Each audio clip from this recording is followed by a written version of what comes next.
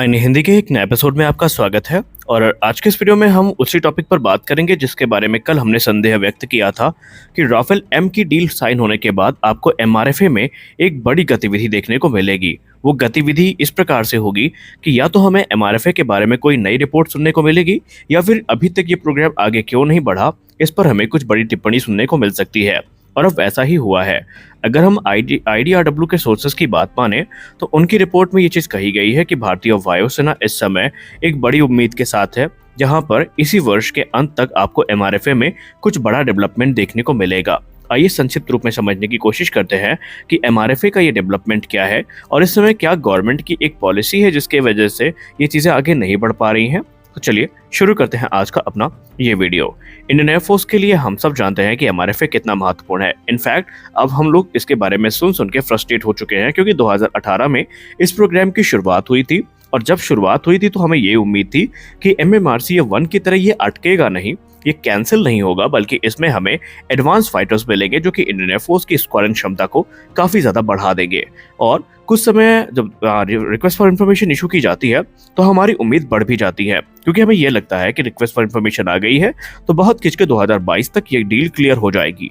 लेकिन 2024 मई आ गया, इस पर कोई बड़ी अपडेट नहीं आई। लेकिन आईडीआरडब्ल्यू के सोर्सेज ने ये बताया कि इस समय इंडियन एयरफोर्स जो है वो एक बड़े ब्रेक थ्रू को कह सकते हैं एक्सपेक्ट कर रही है, लेकिन ये ब्रेक थ्रू आपको इस साल के अंत तक देखने को मिलेगा। अब ये ब्रेक थ्रू एक ही तरीके से हो सकता है कि जो एक्सेप्टेंस ऑफ नेसेसिटी है इस प्रोग्राम को ये मिल जाए। हालांकि जनरल इलेक्शन के रिजल्ट आने से पहले इसकी कोई उम्मीद नहीं है कि कोई बड़ा डेवलपमेंट हमें देखने को मिलेगा। आज तारीख है 29 और 4 तारीख को रिजल्ट आने हैं। उसके बाद जो नई सरकार होगी वो ये डिसाइड करेगी कि प्रोग्राम का आगे का भविष्य क्या होगा। लेकिन रिपोर्ट में ये कहा जा रहा है कि इस वर्ष के अंत तक जो एक्सेप्टेंस ऑफ नेसेसिटी है एमआरएफए को ये प्रदान की जा सकती है। और अगर ऐसा हुआ तो इसके तुरंत बाद जो रिक्वेस्ट फॉर प्रपोजल है ये देखने को मिलेगा। लेकिन अब इंडियन एयरफोर्स एक लेंथी प्रोसीजर को फॉलो नहीं करेगी, बल्कि यहाँ पर कुछ चुनिंदा फाइटर जेट हैं, ऐसा कहा जा रहा है, जिन पे ही काम किया जाएगा। बाकी फाइटर जेट्स के लिए सीधी मनाही है। अब यहाँ पर नाम तो नहीं लिया गया, लेकिन अगर हम पुराने रिपोर्ट्स के हवाले से बात करें तो ये चुनिंदा फाइटर जेट या तो यूरोफाइटर टाइफून, F-15EX और राफेल हो सकते हैं, या फिर इसमें हम रशियन फाइटर्स को ऐड कर दें तो Su-35 का नाम सामने है। इन्हीं के बीच में कोई एक विनर घोषित किया जाएगा।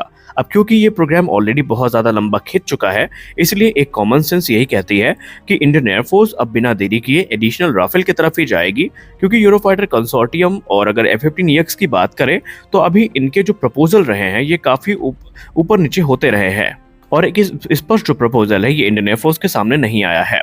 और इंडियन एयरफोर्स कभी भी ये नहीं चाहेगी कि ये जो तकरीबन $20 बिलियन की डील है ये और ज्यादा खर्चीली हो जाए, क्योंकि हम सब जानते हैं कि अगर किसी नए टाइप के फाइटर एयरक्राफ्ट को इंडियन एयरफोर्स के द्वारा सेलेक्ट किया गया तो उसका सीधा मतलब ये होगा कि हमें एडिशनल जो पैसे हैं वो इंफ्रास्ट्रक्चर पे खर्च करने पड़ेंगे, एक नए सिरे से हमें आर्मामेंट्स लेने पड़ेंगे, पायलट ट्रेनिंग प्रोग्राम और भी दूसरे जो एमआरओ सपोर्ट है इन पे खर्च करना पड़ेगा। और ये चीजें इंडियन एयरफोर्स बिल्कुल भी नहीं चाहेगी, बल्कि जो एक्जिस्टिंग इंफ्रास्ट्रक्चर है इनको कैसे यूटिलाइज किया जाए इस पे इंडियन एयरफोर्स का ध्यान केंद्रित है। और अगर हम आईएफ के सोर्सेस की बात माने तो वो ये तो स्पष्ट तौर पर लगभग मान चुके हैं कि अगर ये एमआरएफए फाइनल होता है तो इसमें राफेल F4 स्टैंडर्ड ही वो एयरक्राफ्ट होगा जो कि इंडियन एयरफोर्स के द्वारा सेलेक्ट किया जाएगा। अब अगर हम सरकार की बात करें तो इस प्रोग्राम के डिले होने की बड़ी वजह यह है कि भारत सरकार ये चाहती है कि ये जो प्रोग्राम है इसमें पब्लिक और प्राइवेट सेक्टर की जो भूमिका है वो सुनिश्चित की जा सके।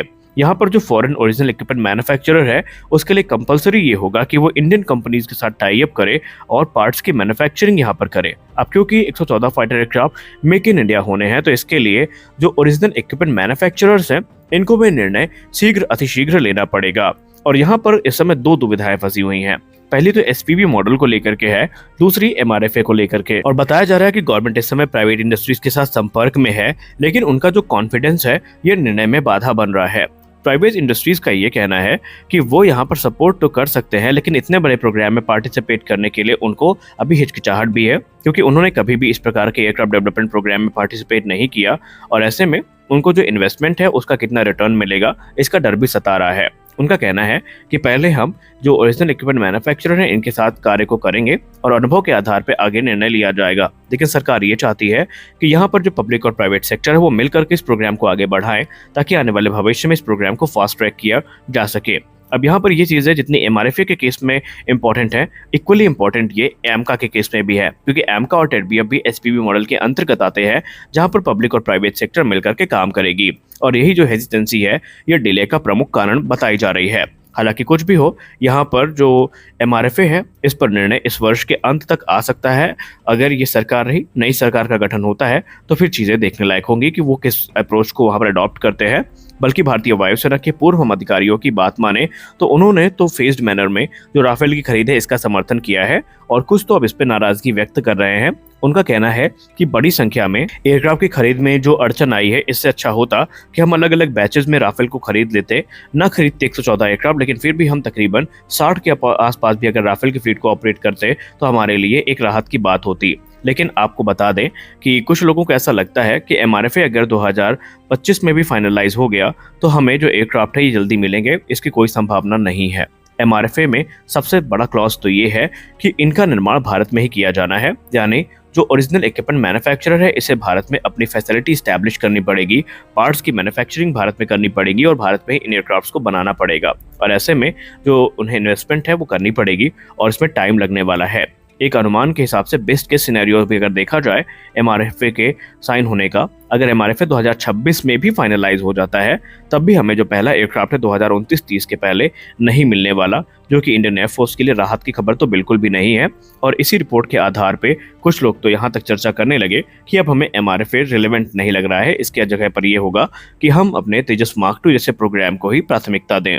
हालांकि फ्रांस इस समय धीरे धीरे भारत में अपने कदम को मजबूत कर रहा है। राफेल की जो एमआरओ फैसिलिटी है, ये अगले वर्ष से ऑपरेशनल हो जाएगी। इसके अलावा जो इंजन सपोर्ट है, ये भी भारत को देना शुरू कर देंगे वो लोग। और आपको नितिन गडकरी जी का बयान तो याद ही होगा, जब नागपुर में राफेल को बनाए जाने की बात की जा रही थी, तो उसी में पहला हिंट मिला था कि इसमें राफेल के चांसेस ही सबसे ज़्यादा है। फ्रांस का ये कहना है कि वो भारत में राफेल को बनाने के लिए तैयार हैं, और इस समय फ्रांस को भी इस चीज़ की काफ़ी ज़्यादा ज़रूरत है, क्योंकि उनको भी अपना राफेल का प्रोडक्शन जो है ये बढ़ाना पड़ेगा। और ऐसे में उनका टारगेट ये है कि तकरीबन 8 से 10 राफेल प्रतिवर्ष भारत में बनाए जाएं, अगर यहाँ पर प्रोडक्शन लाइन को स्टैब्लिश कर लिया जाता है तो। क्योंकि फ्रांस अकेले अपनी प्रोडक्शन लाइन के दम पर ऑर्डर्स को कैटर नहीं कर सकता, क्योंकि उनकी ऑर्डर बुक 200 को पार कर चुकी है और उन्हें एडिशनल प्रोडक्शन लाइन की जरूरत है। और इसलिए डिफेंस एक्सपर्ट ये कहते हैं कि भारत को बहुत देर नहीं करनी चाहिए, क्योंकि ऑलरेडी एक बार मिराज 2000 के केस में हम ये गलती कर चुके हैं, जब फ्रांस के द्वारा मिराज 2000 के लोकल मैन्युफैक्चरिंग का ऑफर भारत को दिया गया था, लेकिन भारत ने उस समय उसको एक्सेप्ट नहीं किया और रशियन फाइटर्स पे अपनी निर्भरता को बढ़ाया। क्योंकि एक्सपर्ट ये मानते हैं कि अगर उस समय हम मिराज के प्रोडक्शन के लिए हम ही कर देते, तो आज हमारे पास बड़ी संख्या में तकरीबन सैकड़ों राफेल उपस्थित हो सकते थे। क्योंकि फ्रांस के ऑफर में ये भी इंक्लूड किया गया था कि भारत अगर मिराज 2000 के प्रोडक्शन को आगे बढ़ाएगा, तो राफेल प्रोग्राम में भी भारत की एंट्री को सुनिश्चित करने के लिए तैयार थे, जो कि उस समय डेवलपमेंट स्टेजेस में था।